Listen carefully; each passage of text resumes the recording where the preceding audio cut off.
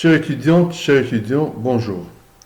Aujourd'hui, je vais vous présenter le chapitre 4 du cours de mécanique quantique que j'assure à la filière sciences de la matière physique, semestre 4. Ce cours, il fait suite au chapitre 1 que j'avais assuré en présentiel, au chapitre 2 et 3 que j'avais assuré sous forme de vidéo. Alors, il s'intitule Équation de Schrödinger, indépendante du temps et application au potentiel constant. Alors, dans ce chapitre, nous allons étudier les systèmes conservatifs.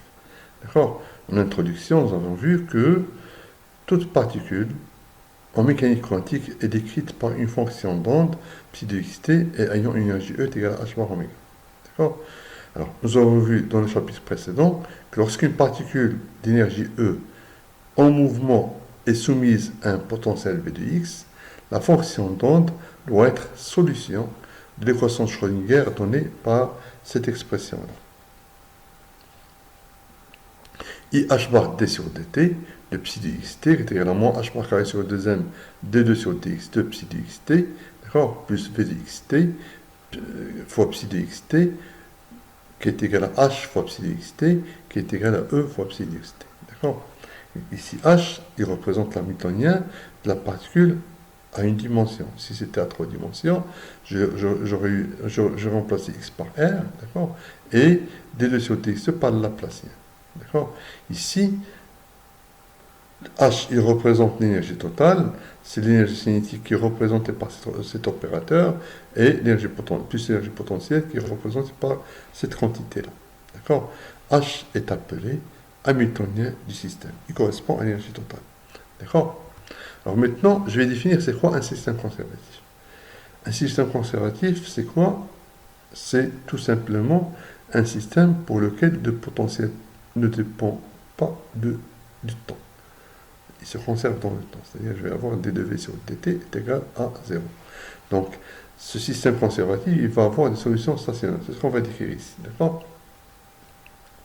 Un système physique est dit conservatif lorsque le potentiel auquel il est soumis ne dépend pas explicitement du temps. D'accord? Donc, un système conservatif correspond à un système classique dont l'énergie est une constante de mouvement. D'accord? Et les solutions d'équation de Schrödinger sont dites alors stationnaires. Solution de Schrödinger, il va y avoir une partie qui va dépendre de x et une partie qui va dépendre de t. D'accord? Donc, la fonction d'onde solution d'un tel système peut alors s'écrire sous la forme phi de xt qui est égal à phi de xt qui est égal à phi de x fois exponentielle moins i e t sur h bar. Phi de x est appelé solution stationnaire. D'accord?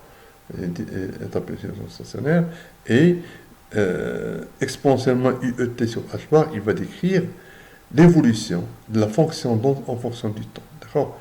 Alors, c'est ce qu'on va montrer tout de suite. Alors, on va dire que, en effet, si le potentiel ne dépend pas du temps, d'accord? C'est-à-dire si V de xt est égal à V de x, il n'y a aucune composante du temps, d'accord? Qu'est-ce que je vais avoir? Je vais avoir une équation Schrödinger qui va s'écrire comment? IH bar d sur dt de psi de xt est égal à moins h bar carré sur 2m d2 sur dx2 de psi de xt plus v de xt fois psi de xt qui est égal à h fois psi de xt qui est égal aussi à e fois psi de xt. D'accord? On va chercher des solutions à variables séparables. D'accord? On va séparer la variable spatiale aux variables temporelles. On va écrire psi de xt comme étant le produit d'une fonction qui dépend de x et une fonction qui dépend du temps. D'accord? Alors, en remplaçant cette solution dans cette équation-là, qu'est-ce qu'on va voir? On va voir IH bar d sur dt de phi de x fois f de t. D'accord? Cet opérateur, il ne dépend plus du temps, donc pour lui, phi de x va apparaître comme étant une constante, donc je peux la ramener ici. D'accord? Moins h bar carré sur 2m, qui est également h bar carré sur 2m d2 sur dx2 de phi de x fois f de t. D'accord? Cet opérateur, il dépend juste de la position, donc pour lui, f de t va être constant, je peux le ramener ici. D'accord? Plus v de x fois phi de x fois f de t, qui est égal à h phi de x fois f de t. qui est aussi égal à E fois phi de x fois f de t. D'accord? Alors, qu'est-ce que ça veut dire ça? Ça veut dire si je divise toute cette expression-là par phi de x, d'accord, fois f de t. C'est-à-dire que je vais avoir ici juste E. D'accord? Donc, si je divise ça, je vais avoir, donc ici, phi de x, il ne dépend pas du temps, donc je peux simplifier. Je vais avoir i h bar t sur dt de f de t fois 1 sur f. D'accord? Et ici, je vais tout diviser par phi de x fois f de t. Donc, cet opérateur, il dépend de x, d'accord? Ce présent différentiel dépend de x, donc pour lui, f de t va pas être en même temps une constante, et je vais avoir ici 1 sur phi fois moins h bar carré sur 2m, d2 sur dx de 2 phi de x plus v de x fois phi de x qui est égal à e. Tout ça, c'est égal à e, d'accord? Alors, je vais avoir avec ça deux équations différentielles, une en fonction du temps, d'accord, qui est IH bar D sur 1 sur F, D de F sur DT, qui est égal à E, et une équation différentielle qui dépend juste de la position, qui est 1 moins, plutôt, moins H bar carré sur 2M, D2 sur DX2 plus de phi, plus V de X fois phi de X, d'accord, qui est égal à E, phi de X, d'accord. Alors, on obtient deux équations différentielles, une équation en fonction de x et une autre en fonction de t. L'équation différentielle en fonction du temps va s'écrire comment IH bar d sur dt, d de f sur dt, d de f sur f qui est égal à e dt. Ou bien d de f sur f, c'est égal à quoi? C'est égal à moins i e sur h bar fois dt. C'est-à-dire que la solution ici que je vais avoir une solution exponentielle f de t qui est égal à n exponentiellement IE t sur h bar. N étant une constante d'intégration. Alors, l'autre équation différentielle qui est en fonction de x, ça va être quoi? Ça va être moins h bar carré sur 2m, d2 sur dx2 de phi de x, plus v de x fois phi de x qui est égal à e fois phi de x. C'est une équation différentielle qui ne dépend que de x et qui permet de déterminer justement la fonction stationnaire phi de x. D'accord? Alors, cette équation-là est appelée équation de Schrödinger indépendante du temps, dont les solutions sont des solutions stationnaires. D'accord? Ou bien on peut l'appeler aussi équation enveloppe propre. D'accord? Ainsi, la solution de l'équation de Schrödinger dans le cas d'un système conservatif, elle va s'écrire sous la forme phi de xt qui est égal à n phi de x fois exponentielle moins iet sur h bar. D'accord? Alors, le module de cette de exponentiellement iet sur h bar est égal à quoi? Est égal à 1. D'accord? Et nous, qu'est-ce qu'on cherche? On cherche tout le temps en mécanique quantique une densité de probabilité de présence. La densité de probabilité de présence, c'est quoi? Elle est donnée par quoi? Elle est donnée par module de psi de xt au carré. D'accord? C'est-à-dire que module de psi de xt au carré est égal à module de phi de x au carré. C'est-à-dire que la densité de probabilité, elle ne va pas dépendre du temps. C'est pour ça qu'on va appeler cette solution, c'est la solution stationnaire. D'accord? Alors, phi de x est solution de l'équation de Schrödinger indépendante du temps, décrit bien l'état stationnaire de la particule.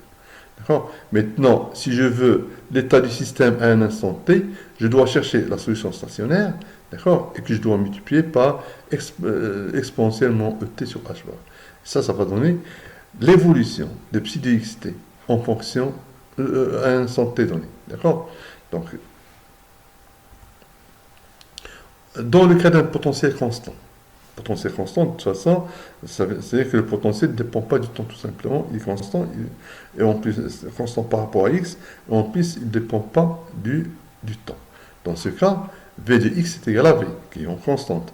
Et l'équation de Schrödinger indépendante du temps peut s'écrire alors sous la forme de moins h bar carré sur 2m, d2 sur dx de phi de x, plus v de x, phi de x, qui est égal à e fois v de x. E fois phi de x, d'accord? V ici, constante, donc, ne dépend pas de x, d'accord? Alors, cette équation-là, on peut l'écrire comment? On peut l'écrire sous la forme suivante, phi seconde de x plus 2m sur h bar fois e moins v phi de x, qui est égal à 0. La solution de cette équation différentielle, elle est connue, et elle dépend du signe de e moins v. D'accord? Si le signe de E moins V est supérieur à 0, donc je vais avoir une solution, ça c'est une solution sinusoïdale, une fonction sinusoïdale, qui dit que ça va être une fonction sinusoïdale. Si E moins V est inférieur à 0, je vais avoir une solution hyperbolique. D'accord? Alors, c'est une équation différentielle. Celle-là, c'est une équation différentielle second ordre, dont la résolution dépend des signes de E moins V, comme j'ai dit tout à l'heure. Les solutions de cette équation doivent être compatibles avec le problème étudié. D'accord? On va utiliser ça par cas. Si E moins V est supérieur à 0, c'est-à-dire si E est supérieur à V. Alors, la solution va être telle que E moins V est égal à quoi? Je sais que E c'est l'énergie totale, c'est l'énergie cinétique plus le potentiel. Donc E moins V c'est égal à quoi? C'est égal à EC, supérieur à 0. D'accord? C'est-à-dire que je vais avoir 2m sur h bar carré E moins V. D'accord? 2m sur h bar carré fois EC. EC est égal à P au carré sur 2m. D'accord? Ça veut dire P au carré sur h bar carré est égal à K au carré. Qu'est-ce que ça veut dire? Ça veut dire que je vais avoir la fameuse impulsion, d'accord? P est égal à h bar k, d'accord? K étant le nombre d'ondes. Alors, l'équation aux valeurs propres va s'écrire alors sous la forme phi seconde de x plus k au carré phi de x est égal à 0. D'accord? C'est-à-dire que la solution générale de cette équation sera de la forme phi de x est égal à a exponentielle ikx plus b exponentielle moins ikx. Ou bien, il y a des gens qui vont l'écrire autrement, ils vont dire que phi de x est égal à a sinus kx plus phi. D'accord? Alors, a et b sont des constantes d'intégration à déterminer en fonction du système étudié et en tenant compte de la condition de normalisation. Ça, on va le voir sur des exemples tout à l'heure. D'accord? La forme de la solution est la même que pour une particule libre, mais cette fois-ci, pour la particule libre, je vais avoir E est égal à EC, qui est égal à h bar carré, k carré sur 2m, comme ce qu'on avait vu pour la particule libre l'autre jour. D'accord? Alors maintenant, dans le cas où E est égal à V, si E est égal à V, qu'est-ce que ça veut dire? Ça veut dire que l'énergie cinétique est égale à comment? EC est égal à E moins V, d'accord? Si E est égal à V, je vais avoir l'énergie cinétique égale à 0, c'est-à-dire que P va être égal à 0. P c'est la quantité de mouvement, c'est-à-dire si P est égal à 0, c'est-à-dire que la vitesse est égale à 0. C'est-à-dire quoi? C'est-à-dire que la particule est repos. D'accord? L'équation de Schrödinger indépendante du temps s'écrit phi seconde de x qui est égal à 0. C'est-à-dire phi de x, phi prime de x est égal à la constante que je vais poser est égal à 0. C'est-à-dire que phi de x est égal à la constante qui est égal à 0. Qu'est-ce que ça veut dire ça? Ça veut dire que la fonction d'onde est nulle dans ce cas-là, et c'est-à-dire que la probabilité de présence elle est nulle. D'accord? Donc, c'est-à-dire qu'on n'a aucune onde de matière qui est associée à cette particule pour laquelle E est égal à V. On n'a pas de particule. D'accord? Troisième cas, si E est inférieur à V, alors si E est inférieur à V, je vais avoir E moins V qui est égal à EC, alors qui va être inférieur à 0, c'est-à-dire EC c'est une énergie cinétique, c'est 1 demi mv au carré, qui va être inférieur à 0, c'est-à-dire que la vitesse va être imaginaire pure. Donc, si E moins V est inférieur à 0, je vais avoir ici, je vais écrire 2m sur h bar carré E moins V, qui est égal à moins q au carré, qui est négatif. D'accord? C'est-à-dire que l'équation de Schrödinger indépendante du temps va s'écrire phi seconde de x, qui est égal à moins q au carré fois phi de x, qui est égal à 0. D'accord? Alors, ça veut dire que la solution générale de cette équation va être de la forme, c'est une solution hyperbolique, va être de la forme phi de x qui est égal à a exponentielle qx plus b exponentielle moins qx. Alors, dans cette solution-là, il faut tenir compte du fait que la solution doit être une fonction à support compacte, donc c'est-à-dire qu'elle doit tendre vers 0 quand x tend vers l'infini, donc cette quantité A doit être égale à 0. D'accord? Ce qu'on va appeler par la suite l'onde évanescente. D'accord? Alors, autre exemple de potentiel conservatif. D'accord? Ce qu'on va étudier très souvent en mécanique quantique, c'est l'oscillateur harmonique et atome d'hydrogène. D'accord? Alors, dans l'hamiltonien d'un système physique, l'énergie cinétique est toujours la même. Ce qui diffère d'une particule à une autre, d'accord, c'est l'énergie potentielle. C'est l'énergie potentielle qui va agir sur l'énergie cinétique, d'accord. Par exemple, Un oscillateur harmonique, c'est quoi? Un oscillateur harmonique, c'est une particule qui est soumise à une force de rappel F est égale à moins Kx. D'accord? Cette force de rappel dérive d'un potentiel, d'accord? Dérive d'un potentiel tel que F est égal à moins nabla V. D'accord? Puis à une dimension, c'est moins ddx sur dv. d de v sur dx. D'accord? Alors, c'est-à-dire que je vais avoir cette force dérive d'un potentiel, v de x égale à 1 demi kx2, ou bien qui est aussi égal à 1 demi m oméga carré x au carré. D'accord? L'atome d'hydrogène, c'est une particule qui est soumise à un potentiel coulombien de la forme v de r est égal à moins au carré sur r. D'accord? Alors, on va appliquer ceci sur un exemple. Alors, considérons une particule soumise à un potentiel qui est égal à 1 demi kx2, qui est égal aussi à 1 demi m oméga au carré x au carré. D'accord? Alors, c'est-à-dire, je vais avoir oméga est égal à racine de k sur m. D'accord? L'équation de Schrödinger, indépendante du temps pour cette oscillateur harmonique, ça va être quoi? Ça va être moins h par carré sur 2m, d2 sur dx2 de phi de x, plus 1 demi kx2, phi de x qui est égal à e fois phi de x. D'accord? Alors, on demande de vérifier que la fonction d'onde, la fonction stationnaire phi de x qui est égale à a exponentiellement alpha x2, est solution de l'équation de Schrödinger indépendante du temps et déterminer l'énergie correspondante. D'accord? Alors, pour cela, qu'est-ce qu'il faut? Il faut remplacer phi de x par a exponentiellement alpha x2. C'est-à-dire, pour remplacer ici, il faut dériver deux fois phi de x. D'accord? Alors, la première dérivée de phi de x va être égale à moins 2a alpha x fois exponentiellement alpha x2. D'accord? La deuxième dérivée, d'accord? La dérivée seconde, ça consiste à dériver encore une fois cette expression-là. Alors, ça va donner quoi? Ça va donner moins 2a alpha, d'accord? Fois exponentielle alpha x, moins alpha x2, moins 2 alpha x2 fois exponentielle moins alpha x2. D'accord? Et je vais avoir dans ces conditions-là, si je remplace cette expression-là ici, là, d'accord, je vais avoir h bar carré sur m fois a alpha fois 1 moins 2 alpha x2, le tout fois exponentiellement alpha x2, d'accord? Alors plus l'énergie potentielle, 1 demi kx2 fois a exponentiellement alpha x2. Ceci est égal à quoi? C'est égal à e fois a exponentiellement alpha x2. A étant une constante positive, donc je peux simplifier. Exponentiellement alpha au carré, moins alpha x au carré, c'est constante positive, je peux simplifier par ça. Donc ça va me donner l'équation suivante. Ça va me donner l'équation suivante, h bar alpha sur m moins e plus k sur 2 moins 2 alpha au carré h bar carré sur m fois x2 qui est égal à 0. C'est un polynôme qui est égal à 0. Pour qu'il soit égal à 0, il faut que les coefficients du polynôme doivent être égaux à 0.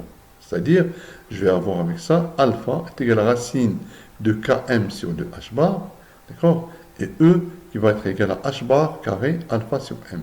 D'accord? Je remplace alpha par son expression en fonction de km. D'accord? Je vais avoir ici, ça va faire h bar racine de km, d'accord, sur 2. D'accord? Alors, je remplace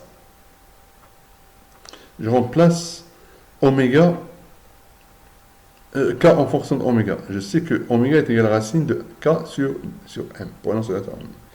D'accord? C'est-à-dire que alpha va être égal à m oméga sur 2h bar. C'est-à-dire que l'énergie que je vais avoir, ça va être quoi? Ça va être 1 demi h bar oméga. D'accord? C'est-à-dire, phi de x va être égal à a exponentielle moins m oméga sur 2h bar, je remplace alpha, fois x au carré. D'accord?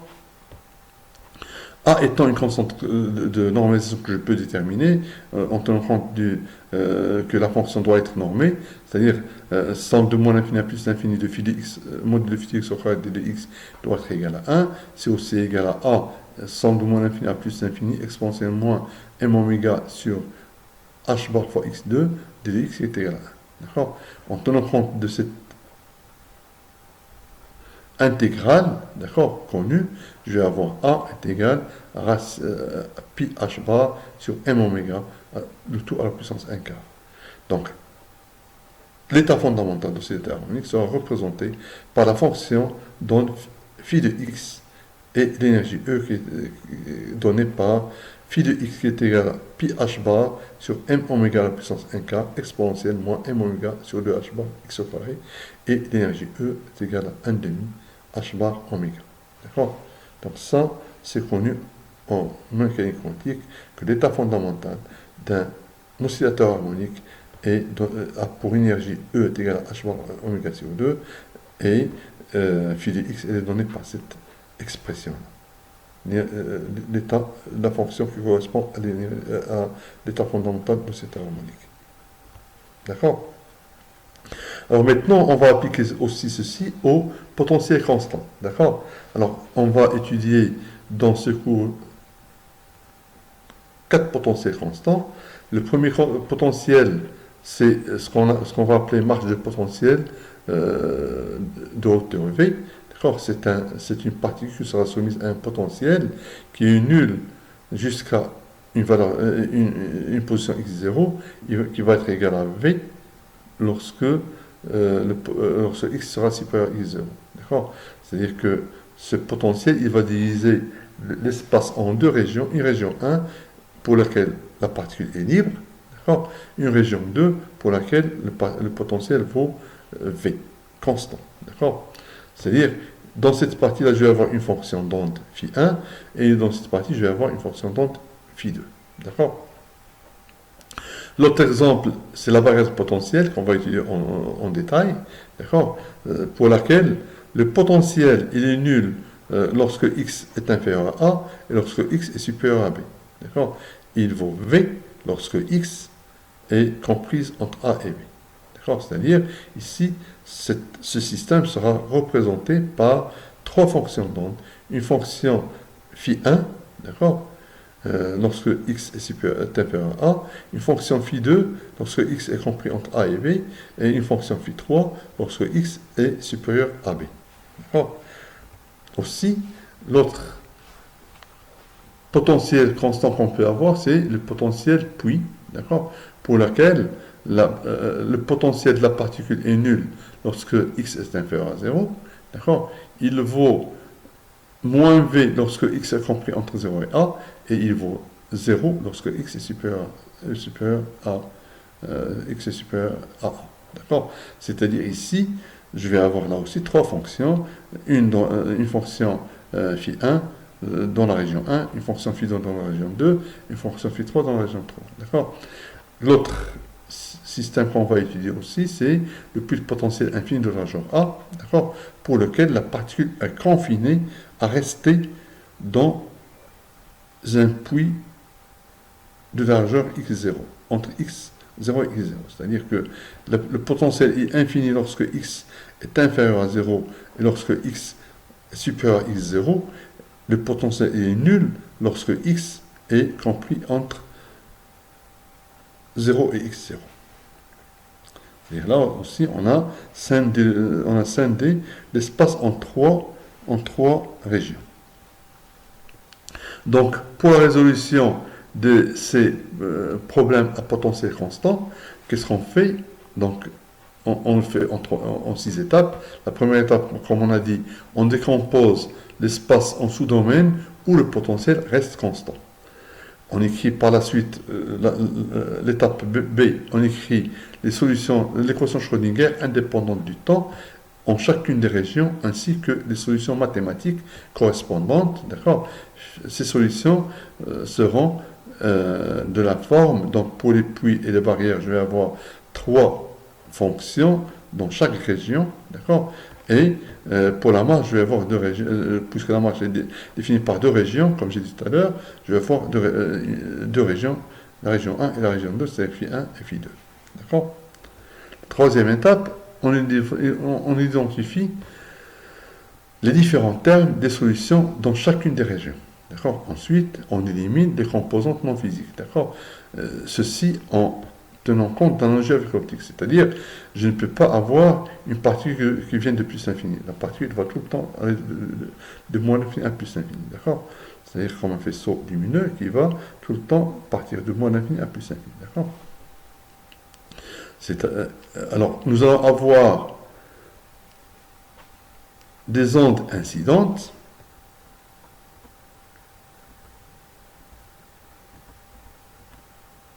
Nous allons avoir des ondes incidentes, des ondes réfléchies, des ondes transmises. Ce sont les termes complexes de l'équation Schrödinger indépendante.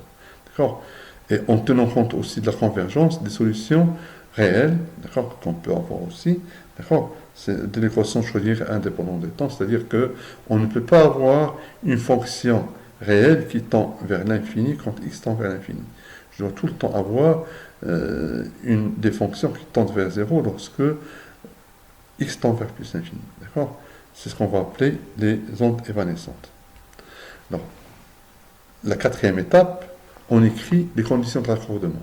Alors, les conditions de raccordement, il faut se rappeler de ça, c'est que je vais tout le temps avoir la fonction d'onde et sa dérivée doivent être contenues au point de discontinuité de l'espace du potentiel fini. D'accord? C'est-à-dire au point où les potentiels vont changer. D'accord? Donc là, ceci pour le potentiel fini. Pour le potentiel infini, seule la fonction d'onde doit être contenue, sa dérivée n'est pas contenue. D'accord? Une fois qu'on a écrit une fois qu'on écrit ces conditions de raccordement, on passe à l'étape 5 qui donne les conditions de normalisation, c'est-à-dire qu'on détermine les différentes constantes d'intégration en imposant à ce que la fonction d'onde soit normée et en tenant compte de l'amplitude de l'onde incidente. De toute façon, ça, on va le voir sur des exemples réels. D'accord? La dernière étape, c'est la détermination des coefficients de réflexion et de transmission. D'accord? C'est-à-dire, une onde plane peut être représentée par un flux de particules et les rapports entre le flux de particules réfléchies versus transmis et le flux de particules incidentes permet de déterminer le coefficient de réflexion R versus le coefficient de transmission T. Donc en effet, le nombre de particules par unité de temps qui passent en un point X est donné par le courant de probabilité défini par. Alors, ce courant de probabilité est défini par quoi? Il est défini par J égal à VG fois module de phi au carré. Alors, ça se passe comme un courant électrique, une densité de courant électrique. D'accord? Une densité de courant, c'est quoi? C'est la vitesse fois la densité de charge. D'accord? Ici, qu'est-ce qu'on a? C'est la vitesse du groupe, d'accord, fois la densité de probabilité, d'accord. VG est la vitesse du groupe. Le courant de probabilité est conservé, d'accord, et je vais avoir G incident est égal à J réfléchi plus J transmis, c'est-à-dire que je vais avoir toutes les particules incidentes seront ou bien transmises ou bien réfléchies, d'accord. Alors, J incident est égal à quoi? Est égal à vitesse de groupe de particules incidentes fois module de phi i au carré. D'accord? Le flux de particules module au carré. C'est égal à quoi? C'est égal à vitesse de groupe des particules réfléchies fois module de phi r au carré plus Vg, vitesse de groupe des particules transmises fois phi t au carré. Donc je définis par les coefficients de réflexion et de transmission sont définis par la relation suivante. R est égal module de phi de R au carré sur module de phi de I au carré. D'accord? Et le coefficient de transmission est défini par module de phi t au carré sur module de phi I au carré fois 4t sur KI. D'accord? En tenant compte de cette loi de conservation, on va avoir R plus T qui est égal à 1. Autrement dit, l'onde ne peut être que réfléchie ou incidente. Donc, dans la deuxième partie, nous allons voir calculer ce coefficient de réflexion et de transmission pour le cas de la barrière potentielle, du puits de potentiel infini et dans le cas de la marge de potentiel. Je vous remercie.